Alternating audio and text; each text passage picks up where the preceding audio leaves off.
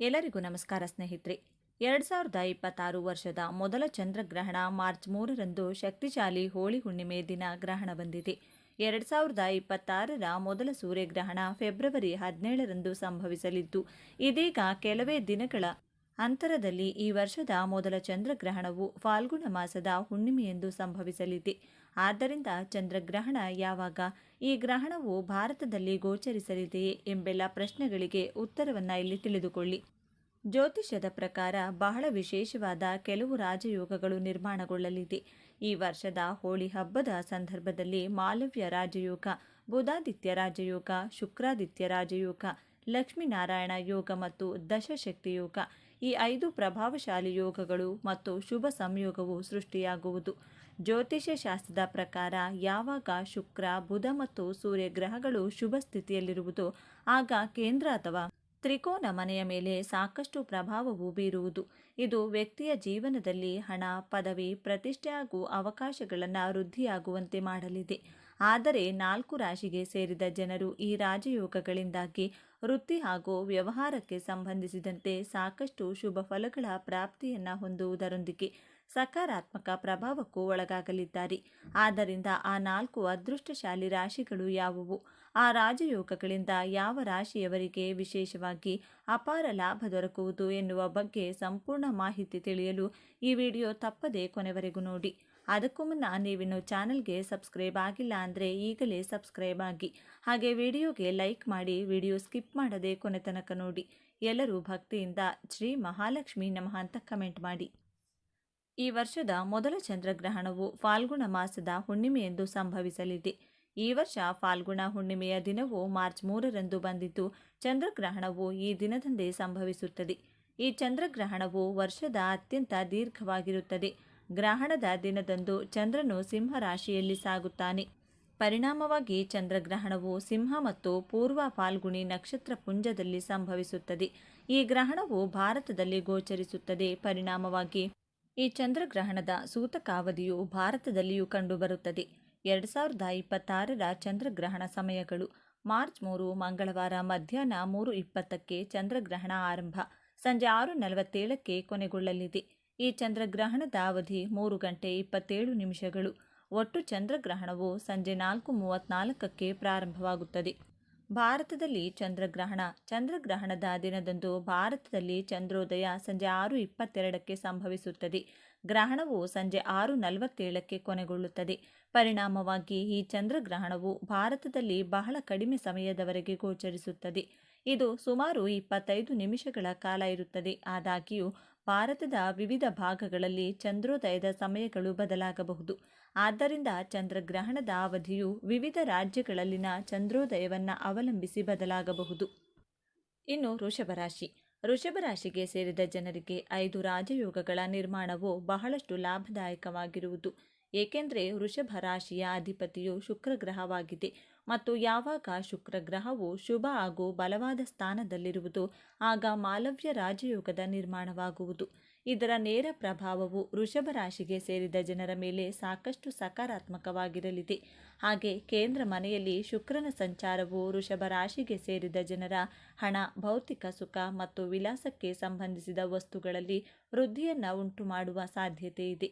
ಹಣದ ಮನೆಯಲ್ಲಿ ಗ್ರಹಗಳ ಶುಭ ದೃಷ್ಟಿಯಿಂದಾಗಿ ನೀವು ಕಳೆದು ಹೋದ ಹಣವನ್ನು ಈ ಅವಧಿಯಲ್ಲಿ ವಾಪಸ್ ಪಡೆಯುವಿರಿ ಮತ್ತು ವೃಷಭ ರಾಶಿಗೆ ಸೇರಿದ ಜನರ ಆದಾಯವನ್ನು ಹೆಚ್ಚಿಸಲು ಹೊಸ ಹೊಸ ಮಾರ್ಗಗಳು ಗೋಚರಿಸುವ ಯೋಗವು ದೊರಕುವುದು.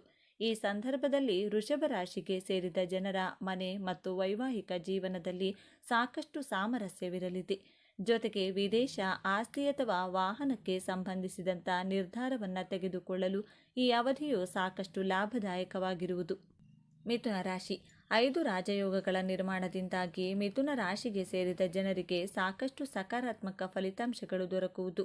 ಏಕೆಂದರೆ ಮಿಥುನ ರಾಶಿಯ ಅಧಿಪತಿಯು ಗ್ರಹಗಳ ರಾಜಕುಮಾರನಾದ ಬುಧನಾಗಿದ್ದಾನೆ ಮತ್ತು ಬುಧಾದಿತ್ಯ ಹಾಗೂ ಲಕ್ಷ್ಮೀನಾರಾಯಣ ಯೋಗದ ಪ್ರಭಾವದಿಂದಾಗಿ ಮಿಥುನ ರಾಶಿಗೆ ಸೇರಿದ ಜನರಿಗೆ ವಿಶೇಷವಾಗಿ ಅಪಾರ ಲಾಭ ದೊರಕುವುದು. ಇದರೊಂದಿಗೆ ಸೂರ್ಯ ಮತ್ತು ಬುಧನ ಸಂಯೋಗವು ಯಾವಾಗ ನಿಮ್ಮ ಕರ್ಮ ಅಥವಾ ಲಾಭದ ಮನೆಯ ಮೇಲೆ ಪ್ರಭಾವವನ್ನು ಬೀರುವುದು, ಇದು ವ್ಯಕ್ತಿಯ ಬುದ್ಧಿವಂತಿಕೆ, ಮಾತಿನ ಕೌಶಲ್ಯ ಮತ್ತು ನಿರ್ಧಾರವನ್ನು ತೆಗೆದುಕೊಳ್ಳುವ ಸಾಮರ್ಥ್ಯವನ್ನು ಇನ್ನಷ್ಟು ವೃದ್ಧಿಯಾಗುವಂತೆ ಮಾಡುವುದು. ಇದರಿಂದಾಗಿ ಕೆಲಸವನ್ನ ಮಾಡುವ ಮಿಥುನ ರಾಶಿಗೆ ಸೇರಿದ ಜನರಿಗೆ ಬಡ್ತಿ ದೊರಕಬಹುದು ಅಥವಾ ಹೊಸ ಜವಾಬ್ದಾರಿಗಳು ಲಭಿಸುವ ಸಾಧ್ಯತೆಯು ಹೆಚ್ಚಾಗಿರುವುದು. ಹಾಗೆ ವ್ಯಾಪಾರ ವ್ಯವಹಾರವನ್ನ ಮಾಡುವ ಈ ರಾಶಿಯವರಿಗೆ ಹೊಸ ಅವಕಾಶಗಳು ದೊರೆಯಬಹುದು. ಜೊತೆಗೆ ಪಾಲುದಾರಿಕೆಯಲ್ಲಿ ಕೆಲಸವನ್ನ ಮಾಡೋದ್ರಿಂದ ಅಪಾರ ಲಾಭ ದೊರಕುವ ಸಂಭವವಿದೆ. ಬುಧನು ಬಲವಾದ ಸ್ಥಾನದಲ್ಲಿ ಸಂಚಾರ ಮಾಡೋದ್ರಿಂದಾಗಿ ಮಿಥುನ ರಾಶಿಗೆ ಸೇರಿದ ಜನರು ಆರ್ಥಿಕ ವಿಚಾರಗಳಿಗೆ ಸಂಬಂಧಿಸಿದಂತೆ ಬಹಳಷ್ಟು ಸುಧಾರಣೆಯನ್ನು ಹೊಂದುವರು. ಇದರಿಂದಾಗಿ ನಿಮಗೆ ಅಪಾರ ಲಾಭ ದೊರಕುವುದರೊಂದಿಗೆ ಉಳಿತಾಯವನ್ನ ಮಾಡುವಲ್ಲಿ ಯಶಸ್ಸು ಗಳಿಸುವಿರಿ. ಸಿಂಹರಾಶಿ. ಸಿಂಹರಾಶಿಗೆ ಸೇರಿದ ಜನರಿಗೆ 5 ರಾಜಯೋಗಗಳ ನಿರ್ಮಾಣವು ಬಹಳಷ್ಟು ಅನುಕೂಲಕರವಾಗಿರುವುದು. ಏಕೆಂದರೆ ಸಿಂಹರಾಶಿಯ ಅಧಿಪತಿಯು ಗ್ರಹಗಳ ರಾಜನಾದ ಸೂರ್ಯನಾಗಿದ್ದಾನೆ ಮತ್ತು ಸೂರ್ಯನೊಂದಿಗೆ ಸಂಬಂಧಿಸಿರುವ ಬುಧಾದಿತ್ಯ ಮತ್ತು ಶುಕ್ರಾದಿತ್ಯ ರಾಜಯೋಗದ ನಿರ್ಮಾಣವು ಸಿಂಹರಾಶಿಗೆ ಸೇರಿದ ಜನರ ಪ್ರತಿಷ್ಠೆಯಲ್ಲಿ ಹೆಚ್ಚಳವನ್ನುಂಟು ಮಾಡುವ ಸಂಭವವು ಈ ಸಂದರ್ಭದಲ್ಲಿ ಹೆಚ್ಚಾಗಿರಲಿದೆ. ಯಾವಾಗ ಸೂರ್ಯನು ಕೇಂದ್ರ ಅಥವಾ 5ನೇ ಮನೆಯ ಮೇಲೆ ಪ್ರಭಾವವನ್ನು ಬೀರುವುದು, ಇದರಿಂದಾಗಿ ಸಿಂಹರಾಶಿಗೆ ಸೇರಿದ ಜನರ ಪದವಿ, ಪ್ರತಿಷ್ಠೆ ಮತ್ತು ನಾಯಕತ್ವದ ಸಾಮರ್ಥ್ಯದಲ್ಲಿ ಬಹಳಷ್ಟು ವೃದ್ಧಿಯಾಗಲಿದೆ. ಹಾಗೆ ಈ ಅವಧಿಯಲ್ಲಿ ಸರ್ಕಾರಕ್ಕೆ ಸಂಬಂಧಿಸಿದ ಕ್ಷೇತ್ರದಲ್ಲಿ ಕೆಲಸವನ್ನ ಮಾಡುವ ಸಿಂಹರಾಶಿಗೆ ಸೇರಿದ ಜನರಿಗೆ ವಿಶೇಷವಾಗಿ ಸಾಕಷ್ಟು ಯಶಸ್ಸು ದೊರಕುವುದು. ಹಾಗೆ ಸಮಾಜದ ಮೇಲೆ ಪ್ರಭಾವ ಮತ್ತು ಬಲವಾದ ಸ್ಥಾನವನ್ನು ಗಳಿಸಲು ಉತ್ತಮ ಅವಕಾಶಗಳು ದೊರೆಯಲಿದೆ. ಹಾಗೆ ಬಹಳ ಸಮಯದಿಂದ ಬಡ್ತಿ ಅಥವಾ ಗೌರವ, ಖ್ಯಾತಿಗಾಗಿ ಕಾಯುತ್ತಿರುವ ಸಿಂಹರಾಶಿಗೆ ಸೇರಿದ ಜನರಿಗೆ ಈ ಅವಧಿಯಲ್ಲಿ ಸಕಾರಾತ್ಮಕ ಸುದ್ದಿ ಲಭಿಸುವ ಸಂಭವವು ಹೆಚ್ಚಾಗಿರಲಿದೆ. ತುಲಾರಾಶಿ. 5 ರಾಜಯೋಗಗಳ ನಿರ್ಮಾಣದಿಂದಾಗಿ ತುಲಾರಾಶಿಗೆ ಸೇರಿದ ಜನರು ಶುಭ ದಿನಗಳ ಪ್ರಾರಂಭವು ಶೀಘ್ರದಲ್ಲಿ ಆಗುವುದು. ಏಕೆಂದರೆ ತುಲಾರಾಶಿಯ ಅಧಿಪತಿಯು ಶುಭ ಗ್ರಹವಾದ ಶುಕ್ರನಾಗಿದ್ದಾನೆ. ಹಾಗಾಗಿ ಮಾಲವ್ಯ ಮತ್ತು ಲಕ್ಷ್ಮೀನಾರಾಯಣ ಯೋಗವು ನಿಮ್ಮ ಮೇಲೆ ಹೆಚ್ಚಿನ ಪ್ರಭಾವವನ್ನು ಬೀರುವುದು. ಯಾವಾಗ ಶುಕ್ರ ಗ್ರಹವು ಕೇಂದ್ರ ಸ್ಥಾನದಲ್ಲಿ ಬಲವಾಗಿರುವುದು, ಆಗ ತುಲಾರಾಶಿಗೆ ಸೇರಿದ ಜನರು ಆರ್ಥಿಕ ಸ್ಥಿರತೆಯನ್ನು ಹೊಂದುವುದರೊಂದಿಗೆ ಸೌಂದರ್ಯ, ಕಲೆ ಹಾಗೂ ವಿಲಾಸಕ್ಕೆ ಸಂಬಂಧಿಸಿದ ಕ್ಷೇತ್ರಗಳಲ್ಲಿ ನಿಮಗೆ ವ್ಯಾಪಾರ ಯಶಸ್ಸು ದೊರಕುವುದು. ಜೊತೆಗೆ ಈ ಸಂದರ್ಭದಲ್ಲಿ ತುಲಾರಾಶಿಗೆ ಸೇರಿದ ಜನರ ವೈವಾಹಿಕ ಜೀವನದಲ್ಲಿ ಮಾಧುರ್ಯ ನೆಲೆಸುವುದು ಮತ್ತು ಸಂಬಂಧಗಳಲ್ಲಿ ಉತ್ತಮ ಸಾಮರಸ್ಯವನ್ನು ಕಾಯ್ದುಕೊಳ್ಳಲು ಸಾಧ್ಯವಾಗುವುದು. ಹಣದ ಮನೆಯ ಮೇಲೆ ಶುಭ ಪ್ರಭಾವವನ್ನು ಬೀರಲಿರುವ ಶುಕ್ರನಿಂದಾಗಿ ತುಲಾರಾಶಿಯವರ ಆದಾಯದಲ್ಲಿ ಬಹಳಷ್ಟು ವೃದ್ಧಿಯಾಗುವುದು ಮತ್ತು ಖರ್ಚುಗಳನ್ನು ನಿಯಂತ್ರಿಸುವ ಸಂಭವ ಎದುರಾಗಲಿದೆ. ಹಾಗೆ ವ್ಯಾಪಾರವನ್ನು ವಿಸ್ತರಿಸಲು ಅಥವಾ ಹೊಸ ಯೋಜನೆಯನ್ನು ಶುರು ಮಾಡಲು ತುಲಾರಾಶಿಯವರಿಗೆ ಇದು ಉತ್ತಮ ಸಮಯವಾಗಿರುವುದು. ಹೆಚ್ಚಿನ ಲಾಭವನ್ನು ಗಳಿಸುವ ಸಾಧ್ಯತೆ ಇರುವುದು. ಮೇಲೆ ಹೇಳಿರುವ 4 ರಾಶಿಗಳಾದ ಮಿಥುನ, ವೃಷಭ, ಸಿಂಹ ಮತ್ತು ತುಲಾ ರಾಶಿಗೆ ಸೇರಿದ ಜನರಲ್ಲಿ ನಿಮ್ಮ ರಾಶಿಯು ಒಂದಾಗಿದ್ದರೆ ಈ ವರ್ಷದ ಹೋಳಿ ಹಬ್ಬದ ಸಂದರ್ಭದಲ್ಲಿ ಮಾಲವ್ಯ ರಾಜಯೋಗದೊಂದಿಗೆ 5 ಶುಭ ರಾಜಯೋಗಗಳ ಸೃಷ್ಟಿಯಿಂದಾಗಿ ನೀವು ವೃತ್ತಿ ಹಾಗೂ ವ್ಯವಹಾರಕ್ಕೆ ಸಂಬಂಧಿಸಿದಂತೆ ಸಾಕಷ್ಟು ಪ್ರಗತಿಯನ್ನು ಪಡೆಯುವುದರೊಂದಿಗೆ ಸುಖಮಯವಾದ ಜೀವನವನ್ನು ನಡೆಸುವ ಅವಕಾಶ ದೊರೆಯಲಿದೆ. 2026ರ ಗ್ರಹಣದ ದಿನ ನಾವು ಏನು ಮಾಡಬಾರದು? ಗ್ರಹಣದ ಸಮಯದಲ್ಲಿ ದೇವರ ವಿಗ್ರಹಗಳನ್ನು, ಫೋಟೋಗಳನ್ನು ಸ್ಪರ್ಶಿಸಬಾರದು. ಗ್ರಹಣದ ಸಮಯದಲ್ಲಿ ಆಹಾರವನ್ನು ಬೇಯಿಸುವುದು, ತಿನ್ನುವುದು ಶುಭವಲ್ಲ. ಆದರೆ ಮಕ್ಕಳು, ರೋಗಿಗಳು, ವೃದ್ಧರು ಆಹಾರವನ್ನು ಸೇವಿಸಬಹುದು. ಗ್ರಹಣದ ಸಮಯದಲ್ಲಿ ದೈಹಿಕ ಸಂಬಂಧ ಹೊಂದುವುದನ್ನು ತಪ್ಪಿಸಬೇಕು. ಗ್ರಹಣದ ಸಮಯದಲ್ಲಿ ದೇಹಕ್ಕೆ ಎಣ್ಣೆಯನ್ನು ಹಚ್ಚಿಕೊಳ್ಳಬಾರದು. ಗ್ರಹಣದ ಸಮಯದಲ್ಲಿ ಚಾಕು, ಕತ್ತರಿ, ಸೂಜಿ ಮತ್ತು ದಾರಕ್ಕೆ ಸಂಬಂಧಿಸಿದ ಯಾವುದೇ ಕೆಲಸವನ್ನು ಮಾಡಬಾರದು. ವಿಶೇಷವಾಗಿ ಗರ್ಭಿಣಿಯರು ಇದರ ಬಗ್ಗೆ ವಿಶೇಷ ಕಾಳಜಿ ವಹಿಸಬೇಕು. ಗ್ರಹಣದ ವೇಳೆ ಉಗುರು ಮತ್ತು ಕೂದಲುಗಳನ್ನು ಕತ್ತರಿಸುವಂಥ ತಪ್ಪನ್ನು ಎಂದಿಗೂ ಮಾಡಲು ಹೋಗಬಾರದು. 2026 ಗ್ರಹಣದ ದಿನ ನಾವು ಏನು ಮಾಡಬೇಕು? ಗ್ರಹಣದ ಸೂತಕ ಕಾಲ ಆರಂಭವಾಗುವ ಮುನ್ನ ನಾವು ಬಳಸುವ ನೀರಿನಲ್ಲಿ, ಆಹಾರ ಪದಾರ್ಥಗಳಲ್ಲಿ ಅಥವಾ ಇನ್ನಾವುದೇ ದ್ರವರೂಪದ ವಸ್ತುಗಳ ಮೇಲೆ ಅಥವಾ ಅದರಲ್ಲಿ ಗರಿಕೆ ಅಥವಾ ತುಳಸಿ ಎಲೆಗಳನ್ನು ಹಾಕಿಡಿ. ಗ್ರಹಣದ ಸಮಯದಲ್ಲಿ ದೇವರ ವಿಗ್ರಹಗಳನ್ನು ಸ್ಪರ್ಶಿಸುವುದು ತಪ್ಪಾದರೂ ನಾವು ಈ ಸಮಯದಲ್ಲಿ ಧಾರ್ಮಿಕ ಗ್ರಂಥಗಳನ್ನು ಅಥವಾ ಪುಸ್ತಕಗಳನ್ನು ಓದಬಹುದು ಅಥವಾ ಪಠಿಸಬಹುದು.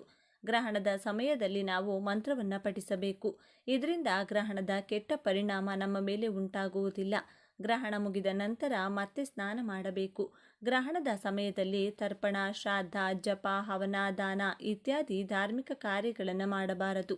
ಗ್ರಹಣ ಮುಗಿದ ನಂತರ ದೇವರ ಪೂಜೆ ಮಾಡಿ ಮತ್ತು ದಾನ ಮಾಡಿ. ಸ್ನಾನ ಮಾಡಿದ ನಂತರ ದೇವರ ಕೋಣೆಯನ್ನು ಶುದ್ಧೀಕರಿಸಬೇಕು. ಗ್ರಹಣದ ಸಮಯದಲ್ಲಿ ನಾವು ಯಾವುದೇ ಕೆಲಸವನ್ನು ಮಾಡಬೇಕಾದರೂ ಅದರ ಬಗ್ಗೆ ಸರಿಯಾಗಿ ತಿಳಿದುಕೊಂಡು ಮಾಡುವುದು ತುಂಬಾ ಉತ್ತಮ. ಗ್ರಹಣದ ಸಮಯದಲ್ಲಿ ನಿಷಿದ್ಧ ಕೆಲಸಗಳನ್ನು ಮಾಡೋದ್ರಿಂದ ಅಶುಭ ಫಲಗಳನ್ನು ಎದುರಿಸಬೇಕಾಗುತ್ತದೆ. ಹಾಗಾಗಿ ಗ್ರಹಣದ ಸಮಯದಲ್ಲಿ ನಾವು ಯಾವ ಕೆಲಸ ಮಾಡಬೇಕು, ಯಾವ ಕೆಲಸ ಮಾಡಬಾರದು ಎಂಬುದನ್ನು ಸರಿಯಾಗಿ ತಿಳಿದುಕೊಂಡಿರಬೇಕು. ಈ ಮಾಹಿತಿ ನಿಮಗೆ ಇಷ್ಟ ಆದರೆ ತಪ್ಪದೆ ಈ ವಿಡಿಯೋನ ಲೈಕ್ ಮಾಡಿ ಹಾಗೂ ನಿಮ್ಮ ಇಷ್ಟ ದೇವರ ಹೆಸರನ್ನ ಬರೆದು ಈ ವಿಡಿಯೋನ ಪ್ರತಿಯೊಬ್ಬರಿಗೂ ಕೂಡ ಶೇರ್ ಮಾಡಿ. ವಿಶೇಷ ಈ ದಿನ ನೀವು ಕೆಲವು ಪರಿಹಾರಗಳನ್ನು ಮಾಡಿಕೊಂಡ್ರೆ ವರ್ಷ ಪೂರ್ತಿ ಶುಭದಾಯಕವಾಗಿ ಶುರುವಾಗುತ್ತದೆ ಎಂದು ಪಂಡಿತರು ಹೇಳುತ್ತಾರೆ. ಹಾಗಾಗಿ ಈ ವಿಡಿಯೋದಲ್ಲಿ ನಾವು ಈ ದಿನ ಆಚರಿಸಬೇಕಾದಂಥ ಕೆಲವು ವಿಧಿವಿಧಾನಗಳನ್ನು ತಿಳಿದುಕೊಳ್ಳೋಣ. ಆದರೆ ಅದಕ್ಕೂ ಮುಂಚೆ ನೀವಿನ್ನು ನಮ್ಮ ಚಾನಲ್ನ ಸಬ್ಸ್ಕ್ರೈಬ್ ಮಾಡಿಕೊಂಡಿಲ್ಲ ಅಂದರೆ ಖಂಡಿತ ಈಗಲೇ ಸಬ್ಸ್ಕ್ರೈಬ್ ಮಾಡ್ಕೊಳ್ಳಿ. ಹಾಗೆ ಈ ವಿಡಿಯೋ ಇಷ್ಟ ಆದರೆ ಮರೆಯದೆ ಒಂದು ಲೈಕ್ ಕೊಡಿ. ಎಲ್ಲರೂ ಭಕ್ತಿಯಿಂದ ಓಂ ಶ್ರೀ ಮಹಾಲಕ್ಷ್ಮಿ ನಮಃ ಅಂತ ಕಮೆಂಟ್ ಮಾಡಿ. ಸ್ನೇಹಿತರೆ, ಮೊದಲಿಗೆ ನಾವು ತಿಳ್ಕೋಬೇಕಾಗಿರುವಂತಹ ವಿಷಯ ಏನಂದರೆ, ಈ ದಿನ ಮಹಾಲಕ್ಷ್ಮಿಯ ಜೊತೆ ಶಿವನನ್ನು ಪೂಜಿಸಬೇಕು. ಈ ದಿನ ಶಿವನನ್ನು ಯಾರು ಪೂಜಿಸುತ್ತಾರೋ ಅವರು ಶಾಶ್ವತವಾಗಿ ಪುಣ್ಯ ಫಲವನ್ನು ಪಡೆದುಕೊಳ್ಳುತ್ತಾರೆ. ಅವರ ಜೀವನದಲ್ಲಿ ಸುಖ ಸಂತೋಷ ಶಾಶ್ವತವಾಗಿ ನೆಲೆಯೂರುತ್ತದೆ. ಕಾಲಸರ್ಪ ದೋಷಗಳು, ರಾಹುಕೇತು ದೋಷಗಳು ಹಾಗೂ ಪಿತೃದೋಷಗಳಿಂದ ಅವರು ವಿಮುಕ್ತಿ ಪಡೆದುಕೊಳ್ಳುತ್ತಾರೆ. ಈ ದಿನದಂದು ನಾವು ಯಾವ ಪರಿಹಾರವನ್ನು ಮಾಡಿಕೊಂಡ್ರೆ ವರ್ಷ ಪೂರ್ತಿ ನಮಗೆ ಶುಭದಾಯಕವಾಗಿ ಪ್ರಾರಂಭವಾಗುತ್ತದೆ ಎಂದು ಈಗ ನೋಡೋಣ. ಗೃಹಿಣಿಯರು ಸೂರ್ಯೋದಯಕ್ಕೂ ಮುಂಚೆಯೇ ಎದ್ದು ಮನೆ ಶುಭ್ರಪಡಿಸಿಕೊಂಡು ತಲೆ ಸ್ನಾನ ಮಾಡಿಕೊಂಡು ಶಿವನ ಪೂಜೆ ಮಾಡಬೇಕು. ಈ ದಿನ ನೀವು ಮಾಡುವಂಥ ಶಿವನ ಪೂಜೆಯಿಂದ ಕೋಟಿ ಜನ್ಮಗಳ ಪುಣ್ಯಫಲ ಪಡೆದುಕೊಳ್ಳುತ್ತೀರಿ. ಶಿವನ ಪೂಜೆ ಮುಗಿದ ನಂತರ ದೇವರ ಮನೆಯ ಮುಂದೆ ಕುಳಿತುಕೊಂಡು ಭಕ್ತಿಯಿಂದ 108 ಸಲ ಓಂ ನಮಃ ಶಿವಾಯ ಎಂಬ ಮಂತ್ರವನ್ನು ಜಪಿಸಬೇಕು. ಈ ಮಂತ್ರಕ್ಕೆ ಅಪಾರವಾದ ಶಕ್ತಿ ಇದೆ. ಈ ಅಮಾವಾಸ್ಯೆಯಂದು ಯಾರು ಈ ಮಂತ್ರವನ್ನು 108 ಸಲ ಜಪ ಮಾಡುತ್ತಾರೋ ಅವರಿಗೆ ಅಪಾರವಾದ ಧನ ಸಂಪತ್ತು ಪ್ರಾಪ್ತಿಯಾಗುತ್ತದೆ. ಈ ದಿನದಂದು ಯಾವ ಸಮಯದಲ್ಲಾದರೂ ಸರಿ ನೀವು ಶಿವನ ದೇವಸ್ಥಾನಕ್ಕೊಮ್ಮೆ ತಪ್ಪದೆ ಭೇಟಿ ಕೊಡಲೇಬೇಕು. ಈ ದಿನ ಶಿವನ ದೇವಸ್ಥಾನಕ್ಕೆ ಹೋಗಿ ಅವರ ದರ್ಶನ ಪಡೆದುಕೊಂಡು ಬಂದರೆ ಖಂಡಿತ ಶಿವಾನುಗ್ರಹ ಪ್ರಾಪ್ತಿಯಾಗುತ್ತದೆ. ಈ ದಿನದಂದು ಭೂಮಿಯ ಮೇಲೆ ಹೆಚ್ಚಿನ ಸಂಖ್ಯೆಯಲ್ಲಿ ದುಷ್ಟಶಕ್ತಿಗಳು, ನಮ್ಮ ಪೂರ್ವಿಕರ ಆತ್ಮಗಳು, ನಮ್ಮ ಪಿತೃದೇವತೆಗಳು ಸಂಚಾರ ಮಾಡುತ್ತಿರುತ್ತಾರೆ. ಈ ದುಷ್ಟಶಕ್ತಿಗಳು ನಮ್ಮ ಮನೆಯಲ್ಲಿ ಏನಾದರೂ ಪ್ರವೇಶ ಮಾಡಿದರೆ ನಮ್ಮ ಜೀವನವೇ ಅಲ್ಲೋಲ ಕಲ್ಲೋಲವಾಗುತ್ತದೆ. ಹಾಗಾಗಿ ಈ ದಿನ ರಾತ್ರಿ 10 ಗಂಟೆಯ ನಂತರ ನೀರಿನಲ್ಲಿ ಸ್ವಲ್ಪ ಕಲ್ಲುಪ್ಪು ಬೆರೆಸಿ ಅದನ್ನು ಮನೆಯೆಲ್ಲ ಕೂಡ ಚಿಮುಕಿಸಿಕೊಳ್ಳಬೇಕು. ಹಾಗೆ ಮನೆಯವರೆಲ್ಲ ಕೂಡ ಸ್ವಲ್ಪ ತಲೆಯ ಮೇಲೆ ಚಿಮುಕಿಸಿಕೊಂಡು ಉಳಿದ ನೀರನ್ನು ಹೊಸಿಲಿನ ಮುಂದೆ ಚೆಲ್ಲಬೇಕು. ರಾತ್ರಿ ಮಲಗುವ ಮುಂಚೆ ಮನೆಯ ಮುಖ್ಯದ್ವಾರ ಹಾಗೂ ಕಿಟಕಿಗಳ ಪಕ್ಕದಲ್ಲಿ ಚೂರು ಚೂರು ಕಲ್ಲುಪ್ಪನ್ನು ಹಾಕಿ ನಿದ್ದೆ ಮಾಡಬೇಕು. ಮಾರನೇ ದಿನ ಅಮಾವಾಸ್ಯೆ ಮುಗಿದ ನಂತರ ಮತ್ತೆ ಆ ಉಪ್ಪನ್ನೆಲ್ಲ ತೆಗೆದು ಹೊರಗಡೆ ಬಿಸಾಕಿ ಮನೆಯೆಲ್ಲ ಕೂಡ ಶುಭ್ರಪಡಿಸಿಕೊಂಡು ಕಲ್ಲುಪ್ಪನ್ನು ಬೆರೆಸಿದ ನೀರನ್ನು ಮತ್ತೆ ಮನೆಯೆಲ್ಲ ಕೂಡ ಚಿಮುಕಿಸಿಕೊಂಡು ಮನೆಯವರೆಲ್ಲ ಕೂಡ ಸ್ನಾನ ಮಾಡುವ ನೀರಿನಲ್ಲಿ ಸ್ವಲ್ಪ ಕಲ್ಲುಪ್ಪನ್ನು ಬೆರೆಸಿ ಸ್ನಾನ ಮಾಡಿಕೊಳ್ಳಬೇಕು. ಈ ರೀತಿ ಮಾಡೋದ್ರಿಂದ ಮನೆಯಲ್ಲಿ ಅಥವಾ ಮೈಯಲ್ಲಿ ದುಷ್ಟಶಕ್ತಿಗಳು ಪ್ರವೇಶ ಮಾಡುವುದಿಲ್ಲ. ಇದಾಗಲೇ ಯಾವುದಾದರೂ ದುಷ್ಟಶಕ್ತಿಗಳಿದ್ದರೂ ಕೂಡ ಅದು ಹೊರಟು ಹೋಗುತ್ತದೆ. ಈ ದಿನದಂದು ಕೂಡ ಮನೆಯಲ್ಲಿರುವ ಎಲ್ಲರೂ ಕಲ್ಲುಪ್ಪಿನಿಂದ ದೃಷ್ಟಿ ತೆಗೆದುಕೊಳ್ಳಬೇಕು. ಮಕ್ಕಳಿಗೆ ತಂದೆ ತಾಯಿ, ಅಜ್ಜಿ ತಾತ ಯಾರಾದರೂ ದೃಷ್ಟಿ ತೆಗೆಯಬಹುದು. ಹಾಗೆ ಹಿರಿಯರಾದರೆ ಅವರೇ ಸ್ವಲ್ಪ ಕಲ್ಲುಪ್ಪನ್ನು ಕೈಯಲ್ಲಿ ಹಿಡಿದುಕೊಂಡು ಅವರ ತಲೆಯ ಸುತ್ತ 3 ಬಾರಿ ಸುತ್ತಿಕೊಳ್ಳುವ ಮೂಲಕ ದೃಷ್ಟಿ ತೆಗೆದು ಆ ಉಪ್ಪನ್ನು ಹೊರಗಡೆ ಎಸೆಯಬೇಕು. ಅಥವಾ ಅದನ್ನು ನೀರಿನಲ್ಲಿ ಬೆರೆಸಿ ಆ ನೀರನ್ನು ಹೊರಗೆ ಚೆಲ್ಲಬೇಕು. ಈ ರೀತಿ ಮಾಡಿದರೆ ಮುಂಬರುವ ದಿನಗಳಲ್ಲಿ ಯಾವ ಕಷ್ಟವೂ ಇಲ್ಲದೆ ಸುಖ, ಶಾಂತಿ, ನೆಮ್ಮದಿ ಹಾಗೂ ಅಷ್ಟೈಶ್ವರ್ಯದಿಂದ ಬದುಕಬಹುದು. ಈ ದಿನ ಕಾಲಿಗೆ ಕಪ್ಪು ದಾರ ಕಟ್ಟಿಕೊಂಡ್ರೆ ಎಲ್ಲ ರೀತಿಯಾದ ನರದೃಷ್ಟಿ, ಕಣ್ಣು ದೃಷ್ಟಿ, ಕೆಟ್ಟ ದೃಷ್ಟಿ ನಮ್ಮ ಮೇಲಿದ್ರೆ ಹೊರಟು ಹೋಗುತ್ತದೆ. ತಪ್ಪದೆ ಸಂಜೆ ಹೊಸ್ತಿಲಿನ ಮುಂದೆ 2 ದೀಪಗಳನ್ನು ಹಚ್ಚಬೇಕು. ಈ ರೀತಿ ಮಾಡುವ ಮೂಲಕ ನಮ್ಮ ಎಲ್ಲ ಕಷ್ಟಗಳನ್ನು ಆ ಪರಮೇಶ್ವರ ದೂರ ಮಾಡುತ್ತಾರೆ. ಸ್ವಸ್ತಿಕ್ ಚಿಹ್ನೆಯಲ್ಲಿ ಮುಕ್ಕೋಟಿ ದೇವತೆಗಳು ವಾಸವಿರುತ್ತಾರೆಂದು ಹೇಳುತ್ತಾರೆ. ಹಾಗಾಗಿ ನಿಮ್ಮ ಮನೆಯ ಸಿಂಹದ್ವಾರದ ಮೇಲೆ ಸ್ವಸ್ತಿಕ್ ಚಿಹ್ನೆಯನ್ನು ಅರಿಶಿನದಿಂದ ಬಿಡಿಸಿ ಮಧ್ಯದಲ್ಲೊಂದು ಕುಂಕುಮದ ಬೊಟ್ಟನ್ನು ಇಡಬೇಕು. ಯಾರ ಮನೆ ಬಾಗಿಲಿನ ಮೇಲೆ ಸ್ವಸ್ತಿಕ್ ಚಿಹ್ನೆ ಇರುತ್ತದೋ ಅವರ ಮನೆಯೊಳಗೆ ಲಕ್ಷ್ಮೀದೇವಿ ಪ್ರವೇಶ ಮಾಡುತ್ತಾರೆ ಎಂದು ಪಂಡಿತರು ಹೇಳುತ್ತಾರೆ. ಲಕ್ಷ್ಮೀದೇವಿ ಇರುವಂತಹ ಮನೆ ಸುಖ, ಶಾಂತಿ, ಸಂತೋಷ, ನೆಮ್ಮದಿ, ಆರೋಗ್ಯ ಹಾಗೂ ಐಶ್ವರ್ಯದಿಂದ ತಾಂಡವವಾಡುತ್ತದೆ ಎಂದು ಮಹಾಲಕ್ಷ್ಮಿಯನ್ನು ಪೂಜಿಸುವುದು ವಾಡಿಕೆ. ಹಾಗಾಗಿ ಈ ದಿನ ಮಹಾಲಕ್ಷ್ಮಿ ಸ್ವರೂಪವಾದ ಕಲ್ಲುಪ್ಪನ್ನು ಕೊಂಡುಕೊಂಡು ಮನೆಗೆ ತಂದರೆ ಕಲ್ಲುಪ್ಪಿನ ಜೊತೆ ಮಹಾಲಕ್ಷ್ಮಿ ಕೂಡ ನಿಮ್ಮ ಮನೆಗೆ ಬರುತ್ತಾಳೆ. ಇದರಿಂದ ವಿಪರೀತವಾದ ಧನಲಾಭ ಉಂಟಾಗುತ್ತದೆ. ಈ ದಿನ ಸಂಜೆ ಒಂದು ಚಿಕ್ಕ ಗಾಜು ಬಟ್ಟಲಿನಲ್ಲಿ ಅಥವಾ ಲೋಟದಲ್ಲಿ ಕಲ್ಲುಪ್ಪನ್ನು ಹಾಕಿ ದೇವರ ಮನೆಯಲ್ಲಿಟ್ಟು ಪೂಜೆ ಮಾಡಬೇಕು. ಈ ರೀತಿ ಮಾಡೋದ್ರಿಂದ ಮನೆಯಲ್ಲಿರುವ ದರಿದ್ರ ದೇವತೆ ಹೊರಟು ಹೋಗಿ ಮುಕ್ಕೋಟಿ ದೇವತೆಗಳು ನಿಮ್ಮ ಮನೆಯೊಳಗೆ ಹೆಜ್ಜೆ ಇಡುತ್ತಾರೆ. ಈ ದಿನ ಅಪ್ಪಿತಪ್ಪಿಯೂ ಯಾರಿಗೂ ಹಣ ಕೊಡಬೇಡಿ. ಹಾಗೆ ಎಂಥ ಪರಿಸ್ಥಿತಿಯಲ್ಲೂ ಹಗಲು ಹೊತ್ತಿನಲ್ಲಿ ನಿದ್ದೆ ಮಾಡಬೇಡಿ. ಬೂದು ಕುಂಬಳಕಾಯಿಯನ್ನು ಲಕ್ಷ್ಮಿ ಸ್ವರೂಪದಂದೇ ಭಾವಿಸುತ್ತಾರೆ. ಹಾಗಾಗಿ ಒಂದು ಬೂದು ಕುಂಬಳಕಾಯಿ ತಂದು ನಿಮ್ಮ ಮನೆಯ ಬಾಗಿಲಿಗೆ ಕಟ್ಟಿಬಿಡಿ. ಕುಂಬಳಕಾಯಿ ಮನೆ ಮುಂದೆ ಕಟ್ಟಿಕೊಂಡ್ರೆ ಮನೆಯಲ್ಲಿರುವಂತಹ ದರಿದ್ರ ಎಲ್ಲ ಹೊರಟು ಹೋಗಿ ಧನಲಕ್ಷ್ಮಿ ತಾಂಡವವಾಡುತ್ತಾಳೆ. ಕುಂಬಳಕಾಯಿ ಕಟ್ಟಲು ಸಾಧ್ಯವಾಗದವರು ಅಲೋವೆರಾ ಗಿಡವನ್ನು ಕೂಡ ಕಟ್ಟಬಹುದು. ಅಪ್ಪಿತಪ್ಪಿಯೂ ಕಪ್ಪು ಬಟ್ಟೆಗಳನ್ನು ಮನೆಯಲ್ಲಿ ಯಾರೂ ಕೂಡ ಹಾಕಿಕೊಳ್ಳಬೇಡಿ. ಹಾಗೆ ಗೃಹಿಣಿಯರು, ಹೆಣ್ಣು ಮಕ್ಕಳು ಯಾರೇ ಆಗಲಿ ಕೂದಲು ಹರಿಬಿಟ್ಟುಕೊಂಡು ಹೊರಗಡೆ ಓಡಾಡಬಾರದು. ಈ ರೀತಿ ಕೂದಲು ಬಿಟ್ಟುಕೊಂಡು ಹೊರಗಡೆ ಓಡಾಡಿದರೆ ಖಂಡಿತ ದುಷ್ಟಶಕ್ತಿಗಳು ನಿಮ್ಮನ್ನು ಹಿಂಬಾಲಿಸಿಕೊಂಡು ಬರುತ್ತದೆ. ಈ ದಿನ ರಾತ್ರಿ ಉಪವಾಸ ಇದ್ದರೆ ಒಳ್ಳೆಯದು. ಉಪವಾಸ ಇರಲು ಸಾಧ್ಯವಾಗದವರು ಕನಿಷ್ಠ ಪಕ್ಷ ಮೊಸರು ಹಾಗೂ ಉಪ್ಪು ಬೆರೆಸಿದಂಥ ಪದಾರ್ಥವನ್ನು ತಿನ್ನಬಾರದು. ಈ ದಿನದಂದು ಪೊರಕೆ ಕೊಂಡುಕೊಳ್ಳಬಾರದು. ಪೊರಕೆ ಕೊಂಡುಕೊಂಡ್ರೆ ಲಕ್ಷ್ಮೀ ದೇವಿಯ ಆಗ್ರಹಕ್ಕೆ ಗುರಿಯಾಗುತ್ತೀರಿ. ಇದರಿಂದ ನಿಮ್ಮ ಆದಾಯ ದಿನೇ ದಿನೇ ಕಡಿಮೆಯಾಗುತ್ತದೆ. ಈ ದಿನ ಪ್ರತಿಯೊಬ್ಬರೂ ಕೂಡ ಖಂಡಿತವಾಗಿಯೂ ತಲೆ ಸ್ನಾನ ಮಾಡಿಕೊಳ್ಳಬೇಕು. ತಲೆ ಸ್ನಾನ ಮಾಡಿಕೊಂಡ್ರೆ ನಮ್ಮ ಜಾತಕದಲ್ಲಿರುವ ಎಲ್ಲ ದೋಷಗಳು ಕೂಡ ನಿವಾರಣೆಯಾಗುತ್ತೆ. ಒಂದು ವೇಳೆ ತಲೆ ಸ್ನಾನ ಮಾಡದೆ ಹೋದರೆ ಖಂಡಿತ ದರಿದ್ರ ನಮ್ಮನ್ನು ಬಿಟ್ಟು ಹೋಗಲ್ಲ. ಅಪ್ಪಿತಪ್ಪಿಯೂ ತಲೆಗೆ ಎಣ್ಣೆ ಹಚ್ಚಿಕೊಳ್ಳಬಾರದು. ಕೆಲವರು ಮಾಂಸಾಹಾರ ತಿನ್ನುತ್ತಾರೆ, ಆದರೆ ಅಪ್ಪಿತಪ್ಪಿಯೂ ಮಾಂಸಾಹಾರವನ್ನು ಮುಟ್ಟಬಾರದು. ಮಾಂಸಾಹಾರ ತಿನ್ನೋದ್ರಿಂದ ಜೀವನದಲ್ಲಿ ಸುಖ ಸುಮ್ಮನೆ ಕಷ್ಟಗಳು ಶುರುವಾಗುತ್ತದೆ. ಪೂಜಾ ಸಾಮಗ್ರಿಗಳನ್ನು ಕೊಂಡುಕೊಳ್ಳಬಾರದು. ಮುಖ್ಯವಾಗಿ ಅಕ್ಕಿ ಹಿಟ್ಟು, ಅಕ್ಕಿ ನುಚ್ಚು, ಗೋಧಿ ನುಚ್ಚು, ಗೋಧಿ ಹಿಟ್ಟನ್ನಂತೂ ಕೊಂಡುಕೊಳ್ಳಲೇಬಾರದು.